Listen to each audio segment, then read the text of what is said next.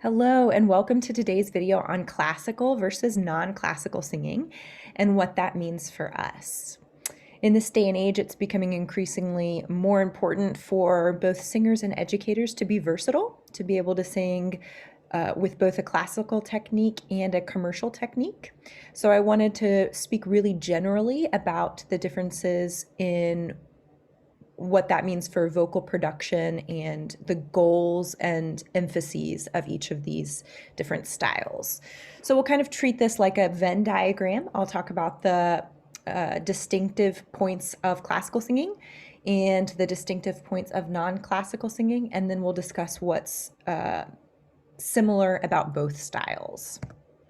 So for classical singing, a main thing that you want to know about both operatic singing and singing classical art songs and oratorio is that we really traditionally don't use a microphone.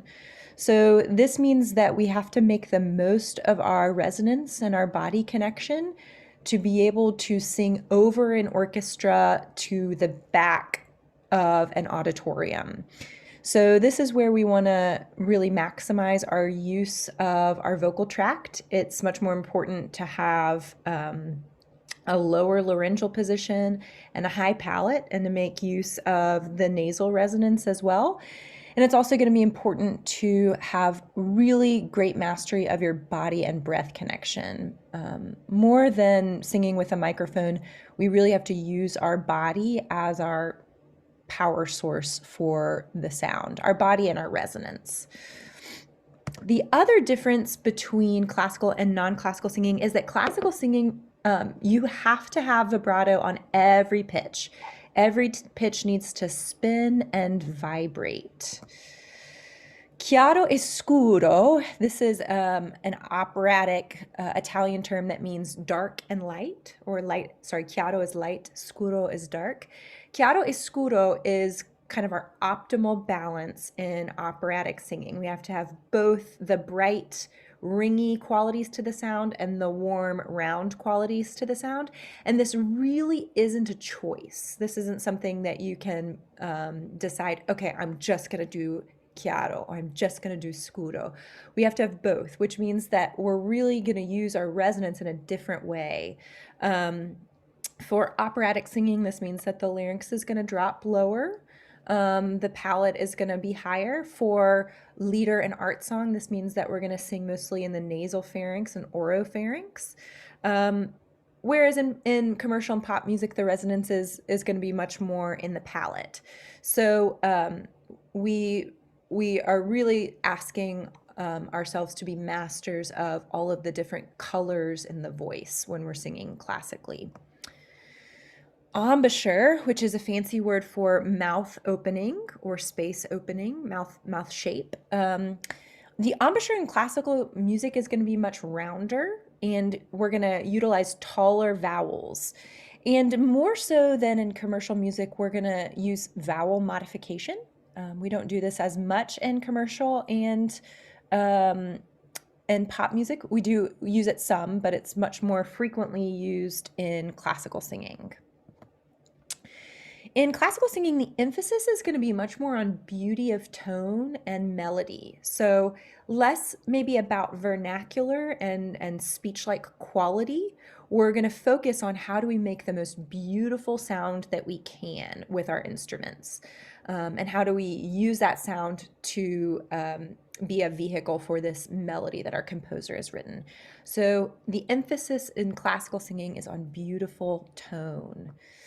And registration is going to be very different for classical singing. Our goal in classical singing is to have an evenness in our registers. Our chest will flow seamlessly into our middle voice. Our middle voice will flow seamlessly into our head voice. We're really about finding like an even scale is probably what you've heard described. And we're also going to have more application of head voice in our sound. So we're not going to take chest voice up too high. We're gonna practice the blend of chest and head in our middle voice, and we're going to apply our head voice in our repertoire much more often in classical singing. Now, Commercial Broadway pop music is a little bit different. So for this style of singing, we're often going to use a microphone. So this means that we have more artistic freedom to shape and adjust the vocal tract for expressive reasons. The microphone is going to take the brunt of volume in commercial Broadway and pop singing. Vibrato is going to be a choice. So in non-classical singing, we can have vibrato, we can have delayed vibrato where we kind of go, ah, and we can even sing in straight tone. So vibrato is much more of a choice in this style of singing. Chiaro e scuro, or the bright and dark qualities of the voice, are also a choice. In this style of singing, the resonance is going to lean much more toward the brighter sound. We're not going to be as concerned with the warm, dark qualities, but we nevertheless can pick and choose how we want to craft the quality of sound based on how expressive we want to be or what we want to suggest with our voice. The embouchure is going to be much more speech-like. So we're not as concerned with the round, tall vowels. We're really concerned with keeping our text and diction very much in the vernacular or in the speech-like quality. And this brings us to our next point. In commercial and Broadway music and pop music, the emphasis is going to be on the text. So whereas in classical music, the emphasis tended to be more on beautiful tone and beautiful melody, non-classical singing tends to emphasize text and storytelling. And our registration, this is a huge difference. We have an emphasis in commercial music on the chest voice and mixed registration. The evenness between our registers is not as important in commercial Broadway and pop music. And we're also not going to apply the head voice as much in this style of singing. Now let's discuss what is true of both styles of singing. So both styles require a consistent and small breath stream. So for both styles of singing, if you over pressurize with too much breath pressure, you're going to run into trouble. So we have to monitor our breath stream for both classical and non-classical singing. For both, we need an elastic breath and body connection. So we really sing with our whole bodies in both styles of singing. It may be applied differently for each one, but our bodies and our breath are still crucial to the process of singing in both styles.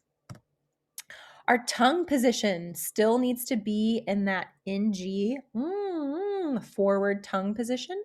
In both styles, we run into trouble when the tongue gets tight and swallowed. So we have to monitor that for both, which leads nicely into this next point. Monitoring tension is crucial for both styles of singing.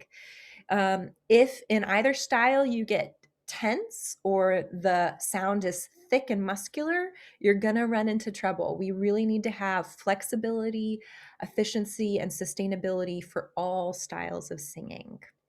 So I wanted to offer kind of an abbreviated version to show you how they relate to one another. So these are the classical style markers. These are the non-classical style markers, and this is what we need for both. I hope that this was helpful, and I hope it informs you on your journey to becoming a versatile singer and educator. Best of luck and happy singing.